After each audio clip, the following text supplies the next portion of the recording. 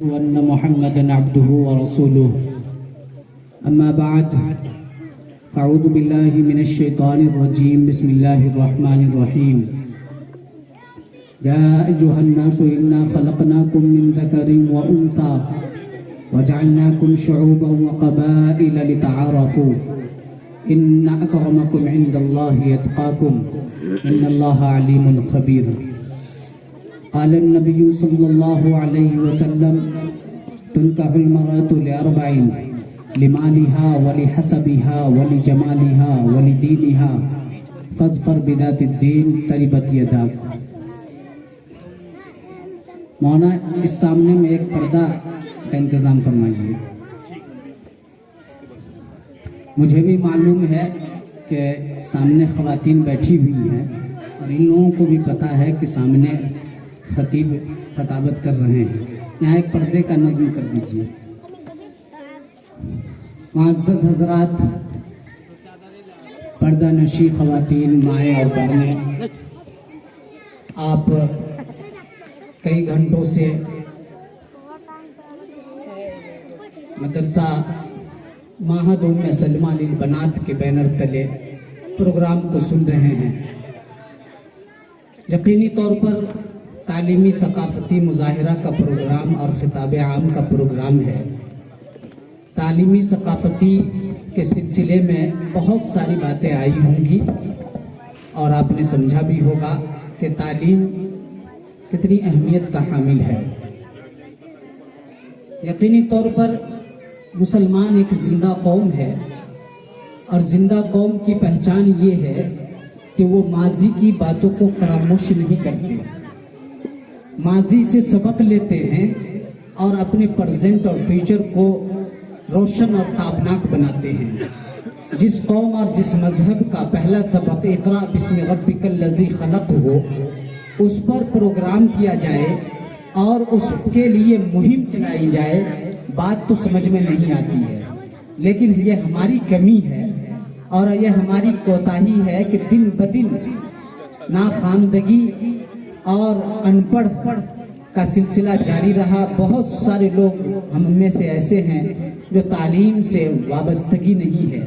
اسی بنا پر بارہا جگہ بجگہ تعلیمی ثقافتی مظاہرہ پروگرام رکھا جاتا ہے تاکہ ہم بیدار ہو جائیں اور اللہ تبارک و تعالی کا پیغام اقرا کو یاد کر لیں.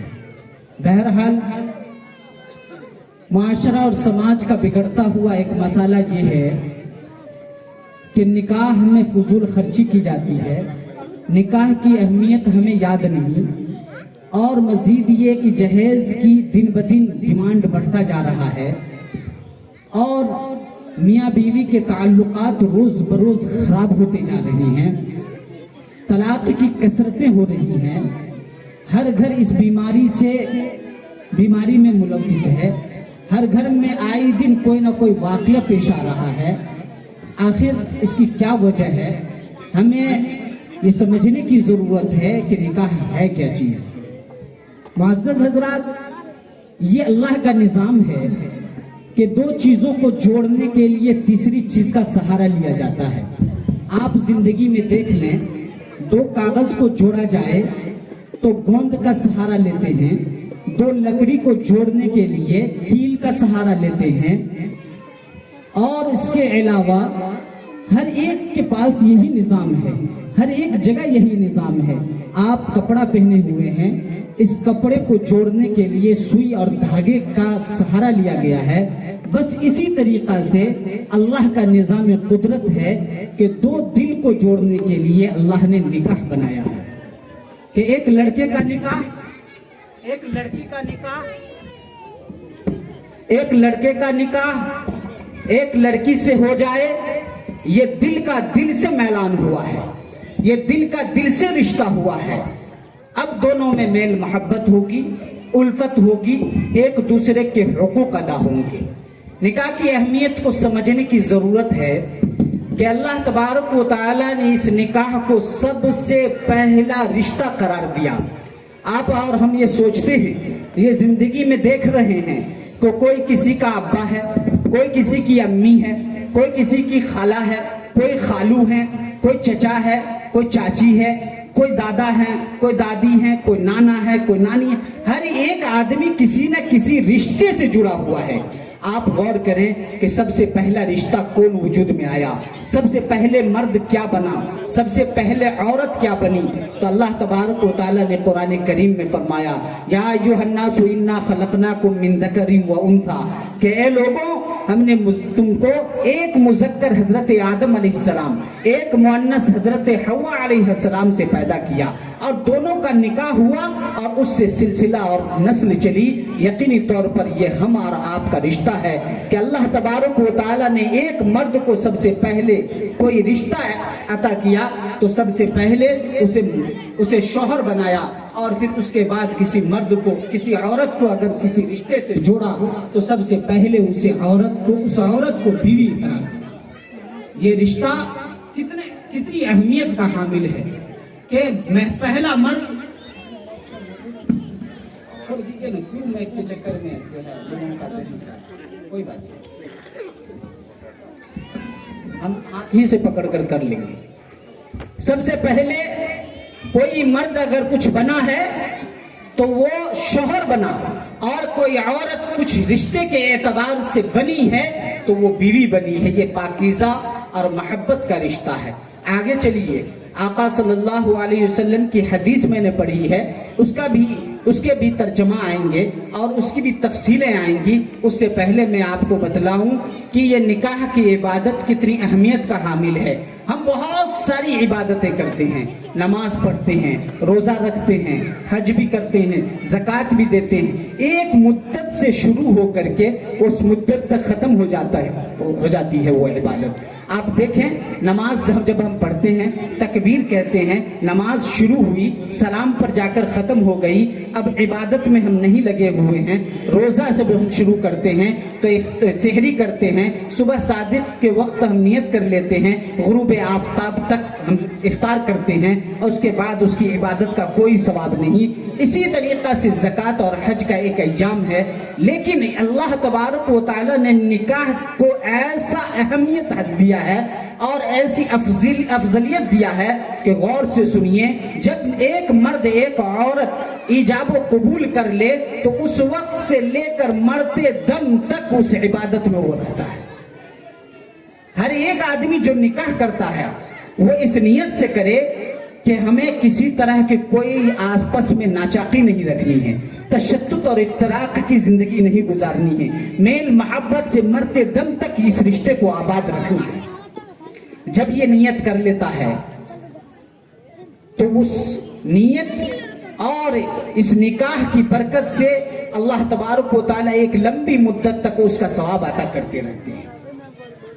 اور کوئی آدمی اس نیت سے نکاح کرے کہ ہم تھوڑی دیر کے لیے نکاح کرتے ہیں تو فقہاء کرام نے وضاحت دی ہے کہ یہ نکاح موقت ہے جو جائز نہیں ہے۔ بہرحال ہم اور آپ جب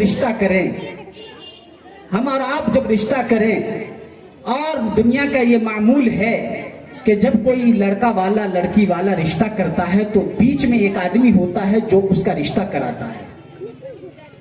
آج ہم آپ کو یہ پیغام دے کر جا رہے ہیں کہ جب بھی آپ رشتہ کریں تو آقا صلی اللہ علیہ وسلم کو بیچ میں لائیں، آقا صلی اللہ علیہ وسلم کے فرمودات کو یاد رکھیں کہ آقا صلی اللہ علیہ وسلم نے جس وجہ کو ترجیح دی ہے، اگر ہم اس وجہ کو ترجیح دیں گے اور اس بنیاد پر ہم نکاح کریں گے تو یقین جانیے کہ رشتے میں کامیابی ہی کامیابی ہے۔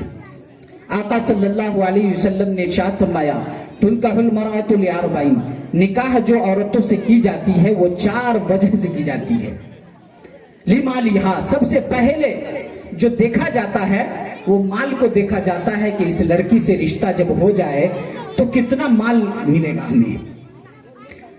ولی حسبہا، دوسرا موقع یہ آتا ہے کہ حسب اور نسب دیکھا جاتا ہے کہ حسب و نسب والا ہے یا نہیں، اس کی بولتی ہے یا نہیں، لوگ اسے پنچ میں بلاتے ہیں یا نہیں، لوگوں کا وہ سرغنہ ہے یا نہیں، لوگوں میں بول بالا ہے یا نہیں، لوگ اس سے خوف کھاتے ہیں یا نہیں۔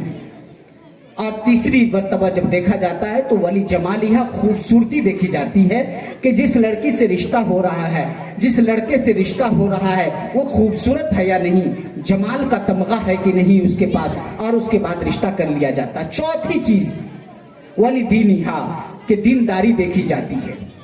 अगर हम और आप जब रिश्ता करें तो दीनदारी देख करके करें। आका सल्लल्लाहु अलैहि वसल्लम ने फरमाया कि जो आदमी दीनदारी देखकर अपनी बच्ची का, अपने बच्चे का रिश्ता किया है, यकीन जानो को उस रिश्ते में कामयाबी है, उस रिश्ते में मोहब्बत होगी, उस रिश्ते में उल्फत होगी, वो आइंदा के लिए, हमेशा के लिए वो खुशगवार जिंदगी गुजारेगा। और जिस रिश्ते की बुनियाद माल पर हो, जिस रिश्ते की बुनियाद हस्ब और नसब पर किया गया हो, जिस रिश्ते की बुनियाद जमाल और खूबसूरती पर किया गया हो, उस रिश्ते के सिलसिले में आका सल्लल्लाहु अलैहि वसल्लम ने वईद फरमाई और फरमाया कि माल के सिवा उसे कुछ नहीं मिलेगा, जिल्लत और रुसवाई के सिवा उसे कुछ नहीं मिलेगा। मुअज़्ज़ज़ हज़रात, इस रिश्ते की पाकीज़गी को समझने की जरूरत है। इस रिश्ते की पाकीज़गी को जब हम समझ लेंगे, दीनदारी पर रिश्ता कायम करेंगे, दीनदारी होने पर हम रिश्ता कायम करेंगे। जब ये लड़की को देख लेंगे कि ये कुरान पढ़ने वाली है, नमाज पढ़ने वाली है, माँ बाप का अदब और एहतराम करने वाली है, और जब हम और आप लड़की वाले ये देख लेंगे कि लड़का वाला जिस लड़के को हम दामाद बना रहे हैं वो सौम और सलात का पाबंद है, वो अल्लाह का खौफ भी खाता है, बड़ों का अदब भी करता है, छोटों पर शफकत भी करता है, एक दूसरे का एहतराम भी करता है, तो यकीन जानिए कि वो आपकी बेटी को अपनी बीवी बना करके खुशगवार जिंदगी गुजारेगा। और जो आदमी माल और दौलत का लालची होगा, जो आदमी हस्ब और नसब को तलाश कर रहा है, जो आदमी सिर्फ खूबसूरती को तलाश कर रहा है, उसे खूबसूरती मिल गई, उसके अलावा दीनदारी नहीं मिल सकेगी। इसीलिए जब हमारा आप रिश्ता करें तो इस बुनियाद को देखें कि दीनदारी है या नहीं। जो मर्द दीनदार औरत से शादी किया, उसका घर खुशगवार हो गया, उसका घर दुनिया के अंदर ही जन्नत नुमा बन जाता है।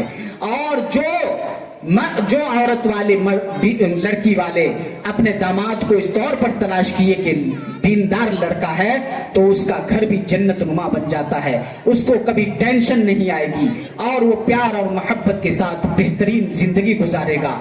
बेटी का खुशगवार जिंदगी जब देखेगा और उसको देखेगा कि बहुत अच्छी जिंदगी गुजार रही है, हमेशा खुश खुर्रम रह रही है और उल्फत और मोहब्बत के साथ रह रही है, तो यकीन जानिए कि कभी किसी तरह की कोई टेंशन नहीं और कभी किसी तरह की कोई उलझन नहीं होगी।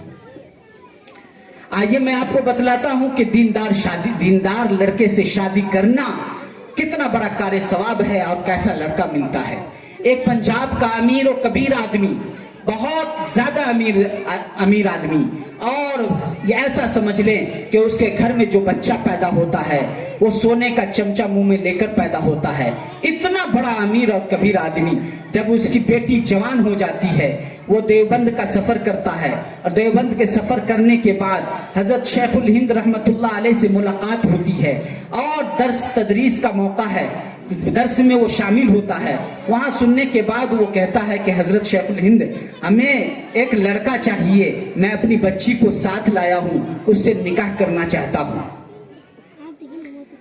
हजरत शेखुल हिंद रहमतुल्लाह अलैह फरमाते हैं कि आप बताइए कि किस लड़के को पसंद करते हैं, उससे बात की जाएगी, उससे सारा मामला तय किया जाएगा। एक लड़का जिसका नाम अहमद लाहौरी है, वो बिल्कुल कोने में बैठा हुआ, बिल्कुल मैला कुचैला कपड़ा में, और फिर उसके बाद खामोशी के साथ बैठ करके वो सुन रहा है, पढ़ रहा है, लिख रहा है। वो कहते हैं कि ये लड़का है जिससे मैं अपनी बच्ची की शादी करना चाहता हूँ। हजरत शेखुल हिंद कहते हैं कि इस लड़के का न माँ है न बाप है, ये लुधियाना पंजाब से चल करके आया था, ये छोटा सा बच्चा था और ईसाई घराने से इसका ताल्लुक था। हमने इसे कलमा पढ़ा दिया और फिर उसके बाद इसने कहा कि मेरा दाखिला ले लीजिए, और दाखिला लेने के बाद ये पढ़ते पढ़ते आज दौरे हदीस में है। तो आप कहते हैं इस लड़के से शादी, इस लड़के का तो कोई नहीं है, इसके पास 1 रुपए भी नहीं है, आप कैसे शादी करेंगे? आप अमीर और कबीर आदमी हैं, आप अच्छे रिश्ते को तलाश कीजिए। उसका आदमी ने कहा कि बस मुझे यही पसंद है, मैं इसी लड़के से शादी करना चाहता हूं अपनी बच्ची का। हजरत शेखुल हिंद उस लड़के से मुखातिब हुए حضرت احمد لاہوری سے کہنے لگے کہ احمد لاہوری کیا کہتے ہو، تمہارا رشتہ آیا ہے؟ احمد لاہوری کہنے لگے کہ حضور کوئی پاگل ہی اپنی بچی کو مجھے میرے نکاح میں دے گا، میں بالکل غریب آدمی ہوں، ایک وقت جو مدرسہ سے ملتا ہے 2 وقت کی روٹی وہی میں کھا کر کے رہتا ہوں، میں اپنی بیوی بال بچے کے لیے کہاں سے کماؤں گا، کھاؤں گا اور کیا کروں گا؟ تو حضرت شیخ الہند نے اصرار کیا، اصرار کرنے کے بعد احمد لاہوری نے کہا کہ آپ جو فرما دیں، جو کہہ دیں، میں ماننے کے لیے تیار ہوں۔ اسی مجلس میں اعلان ہوا کہ عصر کی نماز کے بعد نکاح ہونا ہے۔ نکاح کا سنتے ہی وہ وہاں سے اٹھے، چھٹی ہوئی، اور بچوں نے، ساتھیوں نے کہا کہ احمد لاہوری تمہارا نکاح ہے، چلو تم چل کر کے ایک نیا کپڑا خرید لو تاکہ نکاح میں تم پہن سکو۔ احمد لاہوری کہنے لگے کہ میرے پاس اتنی رقم نہیں ہے کہ میں کپڑا خرید سکوں، اتنا غریب اور لاچار آدمی کہ اس کے پاس کپڑا خریدنے کا بھی پیسہ نہیں۔ ساتھیوں نے کہا کہ میں دے دوں گا، تو انہوں نے کہا کہ میں ایسا نہیں کر سکتا کہ نکاح بھی کروں تو تمہارے کپڑے میں کروں، ایسا ہو نہیں سکتا۔ ساتھیوں نے کہا کہ کپڑا تو کم سے کم دھو لو۔ سردی کا زمانہ تھا، کپڑا دھوا اور اسے پھیلایا، عصر کی نماز کے وقت تک صحیح سے سوکھا بھی نہیں، وہی کپڑا پہن کر کے، وہی بھیگا کپڑا پہن کر کے مسجد پہنچ گئے۔ نکاح ہوا، نکاح ہونے کے بعد ایک دیوبند کا غریب آدمی کہا کہ میرے پاس 2 روم ہے، ایک روم میں تجھے دے دیتا ہوں اور ایک روم میں رہ لوں گا، اور وہیں وہ قیام کرنے لگے اپنی بیوی کے ساتھ۔ 1 مہینہ اسی کے ساتھ وقت گزارے، جو مدرسہ سے کھانا ملتا تھا وہی اسی میں بانٹ کر کے اور تقسیم کر کے کھا لیا کرتے تھے۔ 1 مہینہ کے بعد بچی اپنے گھر جا رہی ہے، امیر و کبیر کی بیٹی ہے۔ ماں کو جب معلوم ہوا کہ میری بچی آ رہی ہے، اور اس تفصیل کا بھی معلوم ہوا کہ ایک غریب اور لاچار لڑکے سے میری بچی کا نکاح ہوا ہے، تو فوراً وہ گلے پکڑتی ہے، ماں کی ممتا جوش میں آتی ہے، خوب روتی ہے اور یہ پکار کر کہتی ہے کہ میری بچی، مجھے معلوم نہیں کہ تمہارا نکاح کس غریب لڑکے سے کر دیا، میرا اس میں کوئی قصور نہیں ہے، یہ تو تمہارے باپ ہیں جو تمہیں غریب لڑکے سے کر دیا۔ اب بچی کہتی ہے کہ خاموش رہیے، پہلے میری بات سنیے، میں نے کتابوں میں پڑھی ہے اور خوب کتابوں کا مطالعہ کی ہے کہ جنت ایسی ہوتی ہے، وہاں نہریں ہوتی ہے، وہاں دودھ کے چشمے ہوتے ہیں، وہاں طرح طرح کے پھول اور میوے ہوتے ہیں۔ یقین جانیے کہ جنت کا نما اور جنت کا نظارہ ہم نے اس میں 1 مہینہ میں دیکھا۔ اللہ نے جو ہمیں شوہر عطا کیا ہے وہ دیندار شوہر عطا کیا ہے۔ دیندار شوہر اتنی محبت کرتا ہے، اتنی الفت کرتا ہے، اتنا پیار سے رکھتا ہے کہ یقین جانیے کہ اللہ نے ہمیں جنت دنیا میں ہی دے دیا ہے۔ معزز حضرات، بتائیے، دیندار لڑکا ملا، آج وہ غریب تھا، اللہ نے اسے وقت کا شیخ التفسیر بنایا۔ آج ہر ایک آدمی احمد لاہوری شیخ التفسیر سے بہت قریب سے واقفیت رکھتے ہیں اور جانتے ہیں، وقت کے بہت بڑے پائے کے بزرگ گزرے ہیں۔ یقین جانیے کہ اس امیر و کبیر آدمی نے اس کی پیشانی پر پڑھا اور اس گوہر کو پہچانا اور اس موتی کو پہچانا، اس لال کو پہچانا کہ اس کے اندر کیا چھپا ہوا ہے۔ وہ تھوڑے دن کے لیے ضرور غریب تھا، لیکن اللہ نے بہت بڑا عہدہ دیا۔ بڑے بڑے لوگ آ کر کے زانوِ تلمذ اختیار کیے اور ان سے سیکھے، ان سے پڑھا، اور پھر اس کے بعد جا کر کے علاقے میں کام کیا۔ یہ پاکیزہ رشتہ اللہ نے اسے بہت بڑا پاکیزہ رشتہ قرار دیا ہے۔ یہ نکاح کا رشتہ بہت اہمیت کا حامل ہے۔ وَمِنْ آيَاتِهِ أَنْ خَلَقَ لَكُم مِّنْ أَنفُسِكُمْ أَزْوَاجًا لِتَسْكُنُوا إِلَيْهَا۔ جب آدمی نکاح کرتا ہے تو سکون و اطمینان حاصل کرتا ہے، اور یہ اولاد کے آنے کا ذریعہ ہے۔ یقین جانیے کہ اللہ تبارک و تعالیٰ نے قرآن کریم میں کہا، هُنَّ لِبَاسٌ لَكُمْ وَأَنْتُمْ لِبَاسٌ لَهُنَّ۔ جب ہم اور آپ کوئی کپڑا پہنتے ہیں تو یہ کپڑا زیب و زینت ہے، ساتر ہے اور پردہ پوشی کا کام کرتا ہے۔ اسی طریقہ سے گرمی کی شدت سے اور سرد سے حفاظت کرتا ہے۔ بس اسی طریقہ سے جب ایک مرد جب نکاح کر لیتا ہے کسی عورت سے تو اس کی زندگی بھی بہت پاکیزہ ہو جاتی ہے اور بہت اچھی ہو جاتی ہے، اور گناہوں سے، شیطانیت کی شہوانیت سے، تمام کی تمام شیطانیت کے غلبے سے وہ محفوظ ہو جاتا ہے۔ ہمارا آپ یہ دیکھتے ہیں کہ نکاح کے وقت قاضی نکاح 3 آیتوں کی تلاوت کرتے ہیں. خصوصی طور پر ان آیتوں میں 2 اہم حکم ہیں. یا ایھا الناس اتقوا ربکم الذی خلقکم من نفس واحدۃ وخلق منها زوجها وبث منهما رجالا كثيرا ونساء واتقوا الله الذي تساءلون به والارحام ان الله كان عليكم رقيبا. اس میں بھی یا ایھا الذین آمنوا اتقوا الله حق تقاته ولا تموتن الا وانتم مسلمون. ان تینوں آیتوں میں یا ایھا الذین آمنوا اتقوا الله وقولوا قولا سدیدا اللہ سے ڈرنے، اللہ سے خوف کھانے کا حکم دیا گیا ہے اور درست بات، نرم بات کرنے کی کہی گئی ہے. معزز حضرات، غور سے سنیے کہ آخر کیا وجہ ہے کہ یہ شادی کا موقع ہے، مبارکباد دینے کا موقع ہے، یہ خوشی کا موقع ہے، ایک دوسرے کو مبارکباد دینے کا موقع ہے. اللہ تبارک و تعالیٰ قاضی نکاح کو یہ حکم دیے. احادیث میں ہے کہ آقا صلی اللہ علیہ وسلم ان 3 آیتوں کی تلاوت کیا کرتے تھے. اللہ سے ڈرو، اللہ سے خوف کھاؤ. محترم حضرات، کہنا یہ ہے کہ 2 خاندان کا رشتہ وجود میں آ رہا ہے. کوئی مرد شوہر بن رہا ہے، کوئی عورت بیوی بن رہی ہے. اسی طریقہ سے 2 خاندان کا رشتہ وجود میں آ رہا ہے. ایک خاندان کا رشتہ دوسرے خاندان سے، کوئی سمدھی بن رہا ہے، کوئی سمدن بن رہی ہے. تمام کو یہ حکم ہے کہ حقوق کی ادائیگی بڑھ گئی ہے. ایک دوسرے کی حقوق کی ادائیگی مکمل طریقے پر کرو. کہیں ایسا نہ ہو کہ شوہر بیوی کو کوئی ایسا جملہ کہہ دے جسے اس کو تکلیف ہو جائے اور وہ رنجیدہ ہو جائے، اور بیوی کوئی ایسا جملہ شوہر کو کہہ دے جس سے اسے تکلیف ہو جائے اور رشتہ بہتر نہ بن سکے، خوشگوار نہ رہ سکے. اسی طریقہ سے سمدھی کو بھی ہدایت دی جا رہی ہے کہ بات کرنے میں بھی سلیقہ چاہیے، اور جب بھی نرم بات کرو تو نرم بات کرو، درست بات کرو، ایک دوسرے کا خیال اور لحاظ رکھ کر کے کرو کہ جو بات میں کہہ رہا ہوں اس سے کوئی تکلیف تو نہیں پہنچے گی. آقا صلی اللہ علیہ وسلم نے کعبے کو مخاطب فرما کر کے کہا تھا، اے کعبہ تو بہت زیادہ محترم ہے، بہت زیادہ تعظیم کے قابل ہے، لیکن تجھ سے بھی ایک چیز محترم ہے، تجھ سے بھی ایک تعظیم کے لائق ہے. وہ قلب المؤمن قلب المؤمن، کہ مومن کا دل بہت زیادہ احترام کا قابل ہے.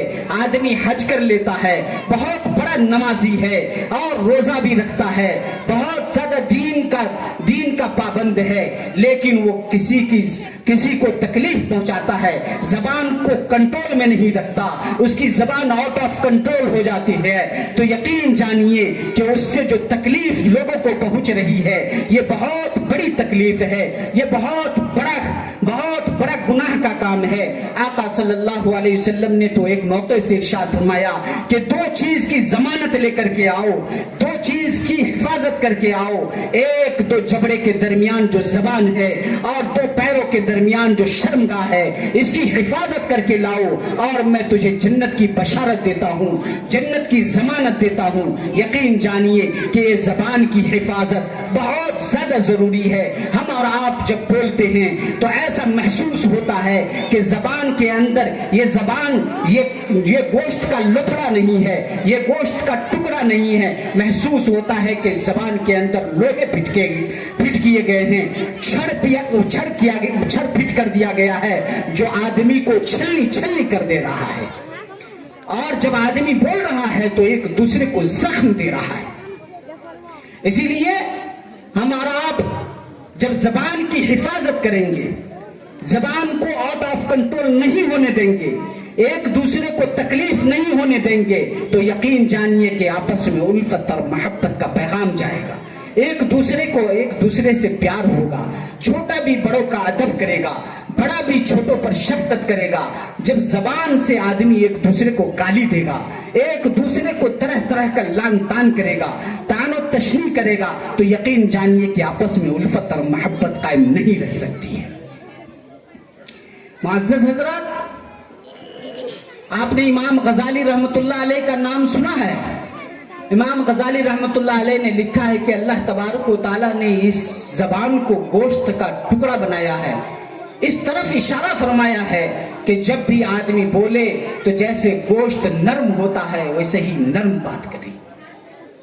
لقمان حکیم جب غلام تھے تو ان کے آقا نے کہا کہ لقمان جاؤ اور آج بکری ایک ذبح کرو، اور اس بکری کو ذبح کرنے کے بعد جو اس کے میں بہت بہترین چیز ہے اسے بھون کر کے لاؤ تاکہ میں اسے نوش کروں، کھاؤں۔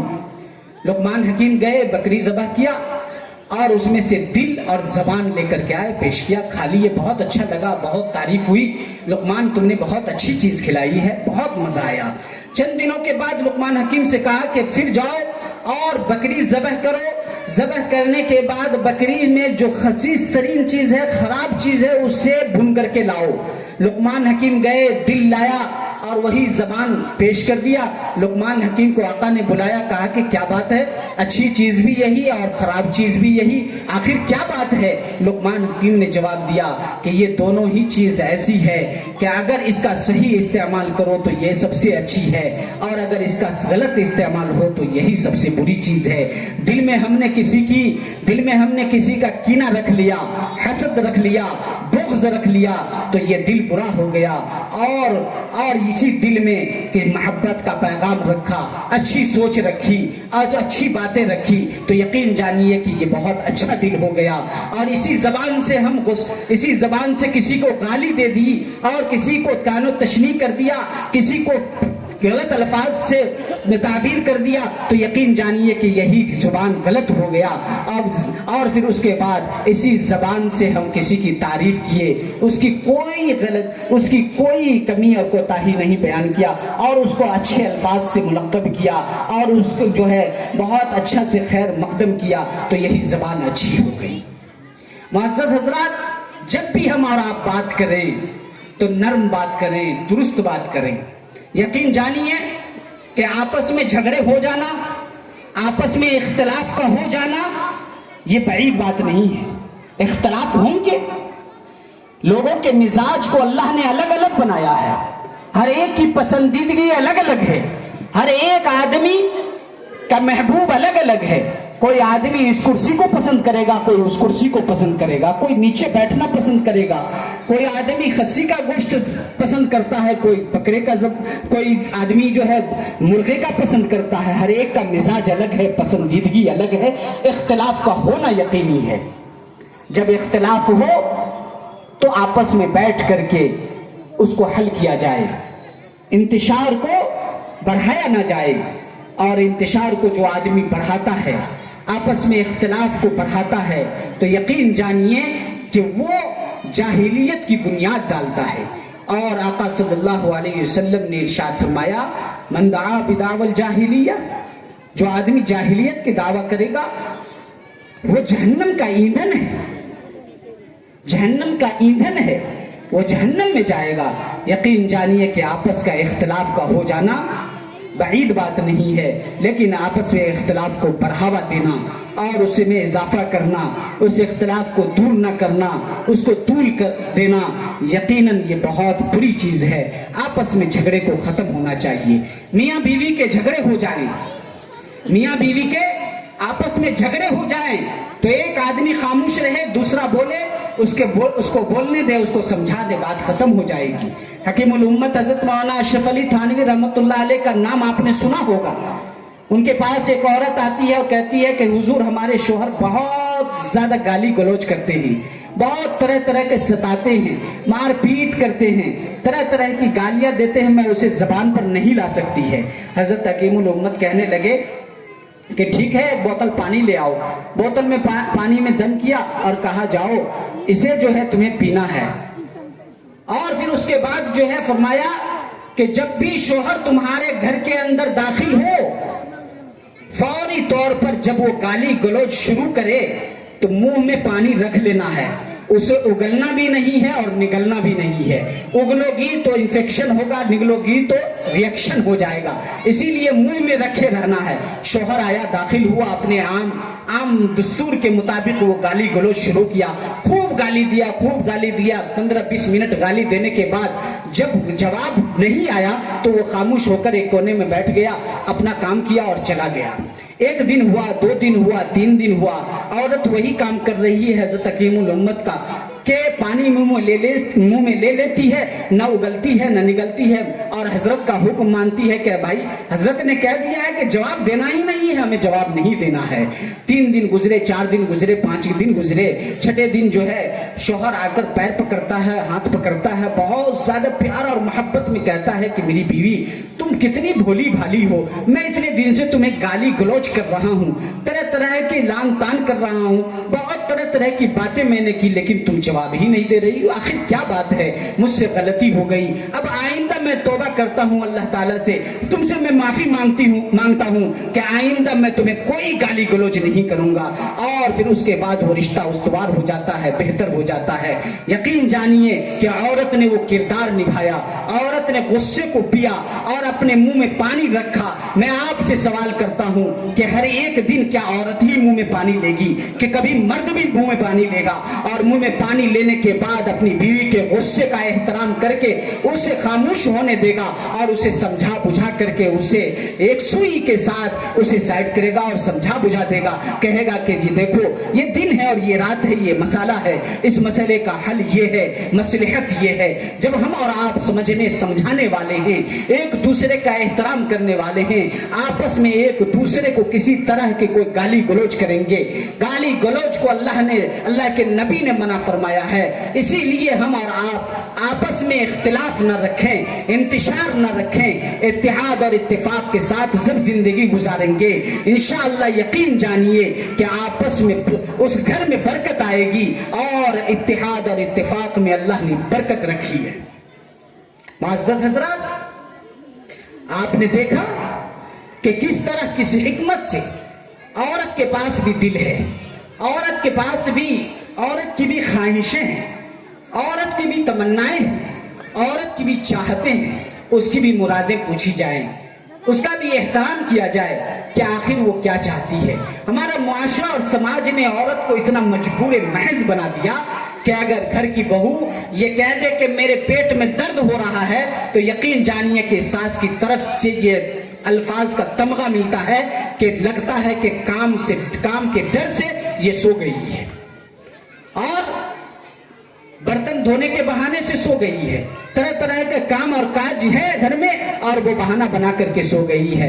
हालांकि वो भी इंसान है, उसे भी पेट में दर्द हो सकता है, उसको भी बुखार आ सकता है, उसे भी तकलीफें हो सकती हैं, लेकिन हम उसका एहतराम नहीं करते हैं। अगर 4 महीना 5 महीना 6 महीना वो बेहतर से काम कर रही है, 2 दिन 3 दिन के लिए वो बीमार पड़ जाती है, तो आप बहाने का तमगा दे देते हैं।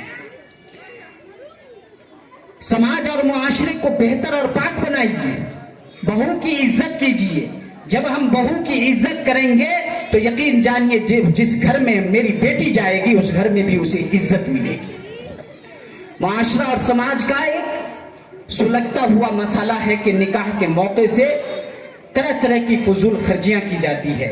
आका सल्लल्लाहु अलैहि वसल्लम ने तो औरत वाले की जिम्मेदारी लड़की वाले पर तो कोई खर्च रखा ही नहीं, मर्द के जिम्मे वलीमा रखा है, और अल्लाह ताला ने बेहतरीन निकाह उसे करार दिया जो कम खर्च वाला हो।